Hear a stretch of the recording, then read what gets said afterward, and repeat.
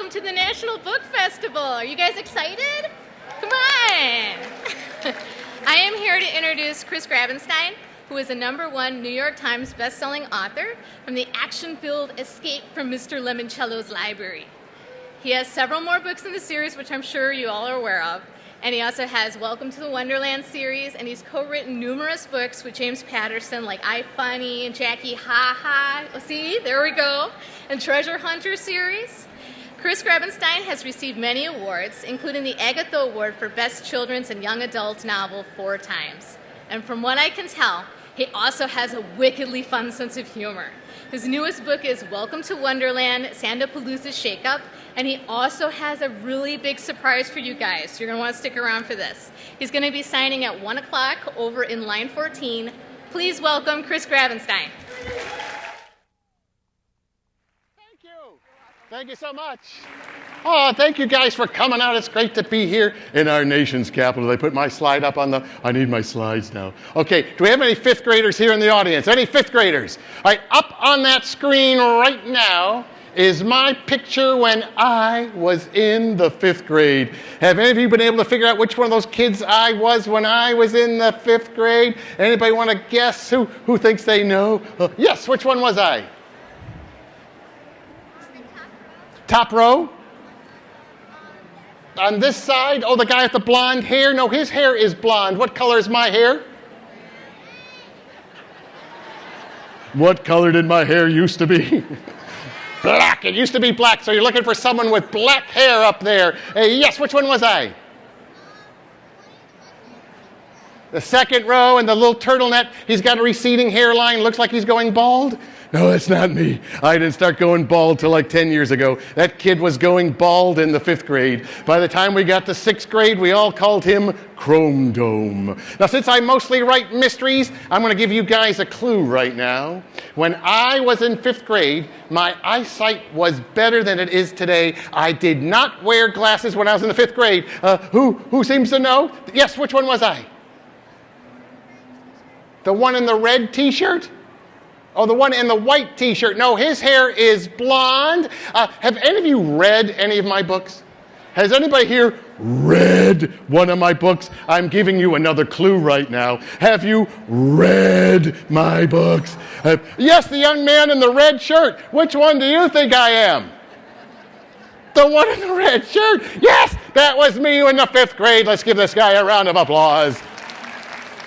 So I show you that picture for a couple reasons. One, to prove before my hair started going gray, thank you very much for noticing that, before it started going backwards on my head, I was actually at one point in my life 10 years old and in the 5th grade. And in the 5th grade is when I first started having fun writing. I used to do these little comic books where I draw the pictures and make up the stories and pass them out to my friends. And when I was in 5th grade, I grew up in a little town called Signal Mountain, Tennessee, which is outside of Chattanooga, Tennessee. And the local Lions Club had an essay writing contest.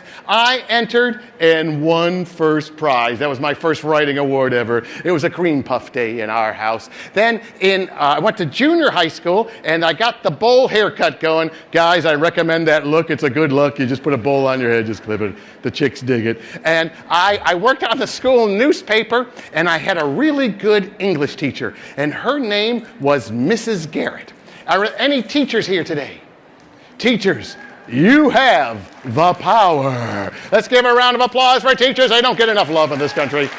Let's hear it for teachers, because Mrs. Garrett, my whole goal, whenever we did a homework assignment, I wanted to make Mrs. Garrett laugh, because I wanted to write like Art Buchwald or Dave Barry or somebody, just make her laugh. And she liked my essays so much that she wrote in the margins of one of my papers, "You will make your living as a writer someday." And when a teacher tells you something, you know it has to be true. Because teachers everywhere take a solemn vow to never, ever lie to children. Isn't that right, teachers? You all remember that day in college you had to raise your right hand. Plus, you know, if my parents had said, "Oh, Chris, you're so talented, you could be a writer," I would have said, "You're my mother and father. You get paid to say nice things about me." But when a teacher tells you something, you go, "Ooh, maybe that's true. Maybe I've got a little talent. So by 8th grade, I had made up my mind that I wanted to be a writer when I grew up, and I can prove it because my mother saved my 8th grade composition book, and every year when I was in school, we had to write the same essay. What do you want to be when you grow up? And I used to say I want to be a doctor or a lawyer or a chemical engineer like my father, but in 8th grade, inspired by thy 7th grade teacher, this is what I wrote. But now my mind wanders to a new thought. To be a comedian or a writer is my quest. If this flops, I would be content to be a millionaire and run Grabenstein's department stores if I could ever fit the name on a sign. Got a B+ on that. I'm looking for a retroactive A- at least. I got a B+ on that. So now I am living my 8th grade dream. These are all the books I've written so far for guys your age. I started out writing a bunch of ghost stories called the Haunted Mystery Series. And then I wrote The Island of Dr. Liebers. Some of you have read The Island of Dr. Liebers. That's one of my favorites. And then this guy named James Patterson called up. He needed a little help. He said, could you help me write a couple books? I said, yeah, sure, Jim, what the heck. He was actually... James Patterson and I go way back to 1984. He was my first boss in advertising at the J. Walter Thompson Advertising Agency. So before we wrote about treasure hunters or funny kids or houses filled with robots, we wrote about flame-broiled Whoppers for Burger King. Good times, good times. So we've done, I think, 22 books together. And some of you have read Escape from Mr. Lemoncello's Library. Is that right? Ooh, thank you.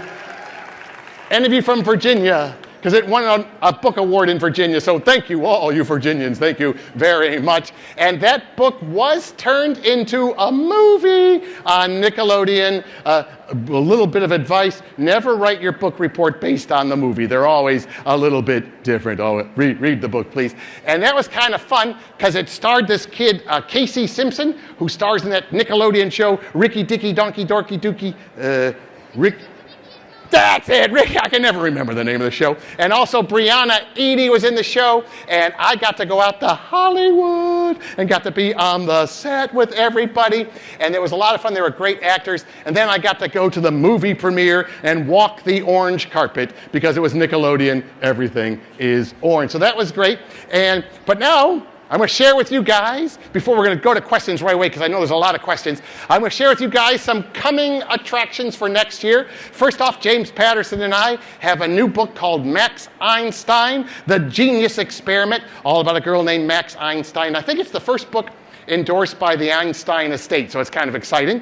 And then, for you Lemoncello fans, in October, there's going to be a 3-book box set that comes out. And inside that box set, there will be a bunch of bonus puzzles and stuff that you can play, because we're always getting asked, can I have some more Rebus puzzles? So there'll be some bonus puzzles in there. And then the 4th book in the Welcome to Wonderland series comes out in April, and it's called Beach Battle Blowout. And then James Patterson and I have another book next April called Cat versus Dog, which is a lot of fun. But now, for the first time ever, I can announce that there will be a 4th Lemoncello book. No one in the world has seen this cover until today. Until today. This is big. So this is Mr. Lemoncello's All-Star Breakout Game. And it will be coming out in, I think in May. I never know when these things are coming out. It's coming out in May.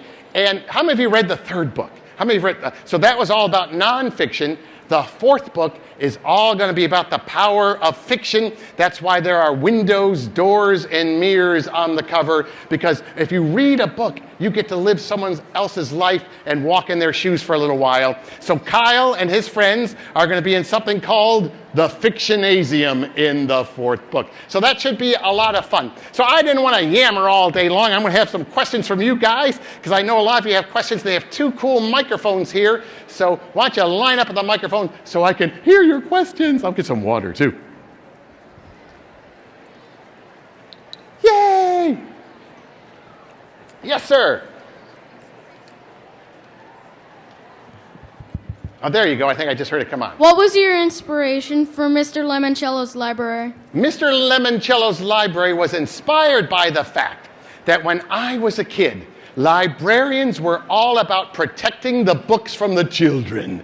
You'd go into a library and they go, shh, be quiet, you'll wake up the books, or get your sticky fingers off the books. And then I started doing school visits when my Haunted Mysteries came out, and I met all these really kind of fun librarians, and the library had become the center of activity in schools, and I said, where were these librarians when I was growing up? And then I went on a school visit to a school in Brooklyn called PS10. It's in Brooklyn, New York. It was made out of red brick. It's 3 stories tall. Been there since 1932. Forget about it. So I said, it looked like an ordinary school, but then I went upstairs and they had a brand new library. And I asked the librarian, how did you guys get this brand new library in your otherwise kind of old-fashioned building? And she said, oh, a very generous millionaire donated it to us. So that day on the subway ride home, I took out my writer's notebook and my pen, and I wrote down the 2 magic words that have started every book I've ever written, what if? What if a very generous and somewhat loony bazillionaire donated a library to the town where he grew up? And that's how the whole thing got started. Good question. Thank you. We'll go over here now. Yes? How much books do you have? How many books have I written? And thanks to my friends at the Library of Congress, they just told me I have 62 books in the Library of Congress, because I started out writing books for adults, and I wrote like 9 or 12 mysteries and thrillers before I started writing books with kids. So I have 62 books in the Library of Congress. I'm going to go over there and look at them someday. Okay. Kind of excited. Yes? Have you ever had writer's block? Have I ever had writer's block? No, and if I was doing my school presentation, I would show you how to never have writer's block. Do you ever have writer's block? Yes. Here's the problem. We all sit down and try to make what we wrote perfect the first time through. Well, you know that book, Escape from Mr. Lemoncello's Library? Yeah. I worked on that book for 2 years, and I rewrote 50% of the entire book at least 8 different times. Wow. So, nobody gets it right the first time, and if you quit trying to make it right the first time, you will never, ever, ever have writer's block again.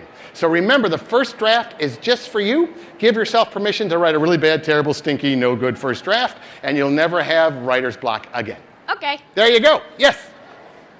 What was the inspiration for Charles Chiltington? Charles Chiltington.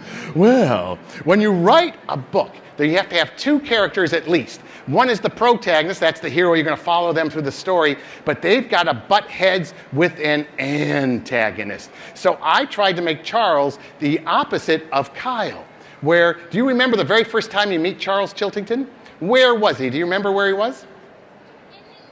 In his study. In his library, in his house. So does he even need a public library? No. He has all the money in the world. So Kyle's attitude is knowledge not shared remains unknown. Charles Chiltington and his family think knowledge is power. I'm not going to share it with anyone. So when you write a book, it's almost like you're doing a wrestling match. And you got to have a good guy and a bad guy, and they're going up against each other. So that's where Charles came from. And he was based on every snobby person I've ever met in New York City. Thank you. And we have a lot of them. Yes? What was your inspiration for the Great Library Race? The Great Library Race. I wanted to, I was with a teacher. I get a lot of my ideas when I go on school visits. And I was with a librarian or a teacher who picked me up at the airport or whatever. And she said, I wish you would do a book that taught kids that research means you go back and you research. You don't take the first answer you find. And when she told me that, the little light bulb went off in my head. What if in this game they discovered some fake news about Mr. Lemoncello? Would they believe the first thing they'd found, or would they dig deeper and find the truth? So I wanted to do a fun story about research and how to do proper research. Good question. Oh, yes, over here. What's it like to be a successful author? I'll let you know when it happens. No.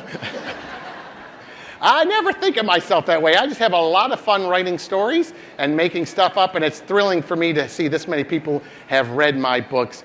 So yeah, the first time my book became a New York Times bestseller, we did a little dance. I think it was the happy dance. So that's kind of exciting. It was fun to see a movie, because my mom, who's 92 years old, she said, I remember when you were a kid, I said, one day I'm going to see your name on that TV screen, and I did last night. So that kind of stuff is cool. But thank you for calling me successful. Thank you. Yes? How long does it take you to write a book? Too long. No, how long does it take to write a book? I write faster than most people, which is why I do 8 books a year, but each book probably takes about 6 months to a year. I can write the first draft in 4 or 5 months, but am I done when I do the first draft?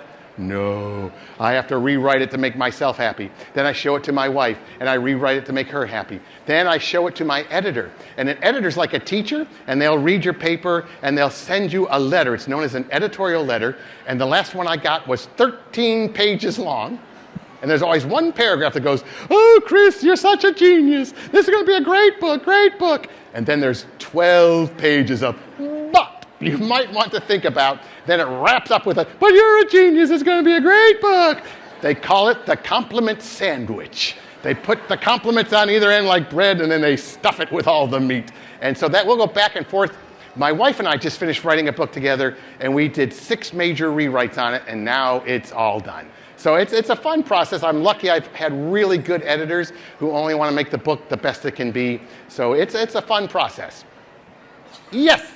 I love writing, and I wanted to know what was the age you were when you first wrote your first book? My first book, well, I've been writing since I was 10 years old in the 5th grade. Then I moved to New York City and I did improvisational comedy with a troupe. We had a guy named Bruce Willis in our troupe. He shaved his head, moved to California. We don't know what happened to him. And I did that for like 5 years, and then James Patterson hired me at J. Walter Thompson. So I wrote commercials for almost 20 years. Then I started writing movies and stuff. My first book was published 2 days before my 50th birthday. So it's a really good sort of second career or third career for anybody who thinks about being a writer, because the average age of every New York Times bestselling author is 56 years old, so I still had 6 years to go. So I was 50 when the first book came out, but I didn't get started till late. You know, I didn't think I could write a book until, again, if there's any aspiring writers here in the adults, read Stephen King's book on writing. That's what inspired me to think I could do it. Yes, over here. What's your favorite of the Mr. Lemoncello's library books? I love them all. They are my children. It's like asking my mother to pick her favorite son, and she had 5 boys in 7 years. She picked me. I guess I love them all. Probably the first one would still be will have a special place always, because it was the first book of mine that anybody ever heard of. I was at a book festival in Atlanta, Georgia, and I had 30 books published. But Mr. Lemoncello came out, and it was a New York Times bestseller. I think it's won 42 different state book awards. And they introduced me as, here he is, debut author Chris Grabenstein. So it was like the first book anyone ever heard of. So that will always have a special place in my heart. Thank you. Yes. When you wrote your 8th grade composition, what you wanted to be when you were older, did you really expect that you would be an author now? I didn't think I'd be an author. I knew I would probably be a writer, because I wrote skits for my friends to act in, and I acted in a lot of plays, which is another good thing. Any of you guys want to be writers, see if you can work with a drama club or act in plays, because that's all about dialogue and character. But I thought I might be a writer, but I thought I would work in journalism, which is what I studied in college, or television, or advertising. So because I had to make a living. It's very hard to make a living as an author when you start out. Yes! When you won the essay contest in 5th grade, was it a cake day at your house? Well, you've read the second Lemoncello book. That's good for you, because in the first Lemoncello book, I talked so much about balloons that every school I visit, they have balloons. So when I was a kid, if one of us did something exciting like got in an honor society or won the science fair, my mother would make these cream puffs. So we literally called them cream puff days. And I remembered that when I was writing the second book, and I said, I'm going to establish cake days for Kyle. That way, when I go visit school, there will always be sheet cake waiting for me. And there has been, and that's why I've gained 20 pounds. Okay. Yes? How hard was it to write a lot of books? How hard was it? Well, at first it was really hard. Have you ever given anything to your teacher or something, and they've given it back to you and said, you can do better than this? Have you ever been rejected? I was rejected for 4 years. I quit my job in advertising. I was living off my savings. And I wrote my first book. It took a year. We sent it out to every publisher in New York, and guess what they all said? No, we're not going to publish this. You have been rejected. And then I wrote another book. Took another year, and they all said, you have been rejected again. Then I worked for a third book for a third year and got rejected again. But fortunately, during this time, I had Chinese food for dinner. And one night I cracked open my fortune cookie, and inside was a slip of paper that said, get knocked down 7 times, stand up 8 times. So I took that fortune cookie and I taped it on my computer, and I kept going. And my 4th book that I wrote 4 years after I started was the first one that got published. So yeah, there's a lot of rejection along the way, but if you love doing it, it's a lot of fun. Yes, over here. So in the Nickelodeon movie for Mr. Lemoncello's library, we watched it in class, and we all, whenever we stopped it, we all were like, no! And then we, the next day, our teacher was like, only if you be good, then you can watch it. And so we all tried to be our best, and we got it. And one of my favorite parts was the hover books. And I also love the part when, what's his name? Charles or Kyle? Kyle's the main guy. Who's the mean guy? Kyle and Akimi. Akimi, I think, he set off all the things. Yes, they set it all off. Yeah, it was a fun movie. That's kind of nice. I'm being used as a reward. I'm boosting education. But you know what I like even better? I hear stories that sometimes teachers will be reading the book aloud, and the bell will ring and it's time for recess, and the kids will go, we don't want to go to recess. Read us another chapter. So that's good. Well, I'm glad you enjoyed the movie. Thank you so much. We'll go over here because I've got like 5 minutes left, I see. Yes? Why did you decide to do a silly book instead of a normal book? Why did I decide? You've known me now for 15 minutes, and I've been a silly person my whole life. When I was a kid, we didn't have books in school. Well, we kind of did, but there was all things like Red Badge of Courage. We had something called SRA. Anybody else old enough to remember SRA, the color-coded essays? So we didn't get to read books like you guys did. So when I was a kid, I read Mad Magazine. I got my first subscription to Mad Magazine when I was 10 years old, and I would watch Rocky and Bullwinkle cartoons, and that made me a permanently silly person for the rest of my life. So I don't think I can write a serious book. Yes? So, what gave you the idea of making a book about robots? The book about, whenever I write with James Patterson, he comes up with the ideas and he gives me like a really big outline. So that was his idea. And I suspect, though, when we were kids, because James is about 10 years older than me, but when we were kids, there was a cartoon show called The Jetsons. And we were all promised robots, we're going to be taking care of everything, and we'd be flying hover cars and stuff. So I think he just said, what if there was a house that was filled with all those robots that we were promised? So that was his idea. I don't know exactly where he got that one, but most stories start with a big what if. Yes, over here. Have you ever thought of teaming up with different authors? Have I ever thought about teaming up with different authors? Well, I've known James Patterson since 1984, and I have now teamed up with my wife, and we've written a book together, and she's much more attractive than James Patterson. I will say that right now. Yes? How much of James Patterson's books do you write? I work on the way he does it, he comes up with a whole story, which to me is more than 50% of a book. He'll give me like an 80-page outline. And then my job every month is to send him like 10,000 words. And then he gets on the phone, and the best ones are great, keep going. The worst conversations are, do you have a pen and a pad of paper? Because that means he's got like lots of notes. So then I'll make those changes, and I'll go back and forth like 4 times. So I basically write the first draft based on his outline, and then he does the final draft all by himself. When the book I Funny came out, there was 2 characters named Zitz and Useless, and I went, who are they? Oh, Jim made up those names. So he is the guy. I've worked with him since 1984. He is a workaholic in the best sense of the word. He's always up at 5 o'clock in the morning. He writes every day. The man is a maniac. Yes? Hi. In your opinion, what's the best book you've written? What's the best book I've written? Woo! That's a tough one, because I do love them all. I think it's better for you to decide, because some of them are different, like the iFunnies and the Wonderlands might appeal to kids who, well, when I was a kid, they called me a reluctant reader, and I loved books with illustrations, because you would read a page or two and go, ooh, picture, I can take a break. And then you'd read 2 more pages and see a picture. So I love those, because they reach some kids who otherwise wouldn't. The best book, I don't know, there's like my first one, The Crossroads, I wrote for kids, is I just reread that recently. It's pretty creepy. So I like that one a lot too. I like them all. No bad books is my motto.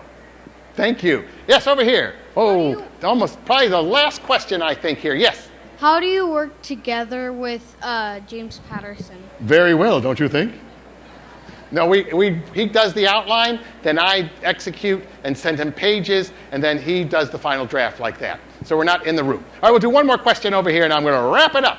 How do you think of the clues for the books? Oh, yes, everyone thinks I'm a genius coming up with all those puzzles and stuff. But you know what? It's like a teacher, when they write a test, they know the answer they're looking for when they write the question. So all the puzzles are usually designed to deliver a clue or an answer that I know. So then it's up to me to work backwards. Whenever you write a mystery or a puzzle mystery, work backwards. Know what the ending is, what you want, and then you can come up with the most complicated, fun riddle in the world to get that answer. Well, thank you guys so much for coming out today and being the first to see the new Limoncello cover. That's kind of exciting. Thank you so much. Oh, I don't know, someone, who's coming? And then I'm going to be at 1 o'clock, I'm going to be in line 14, I think. Yes.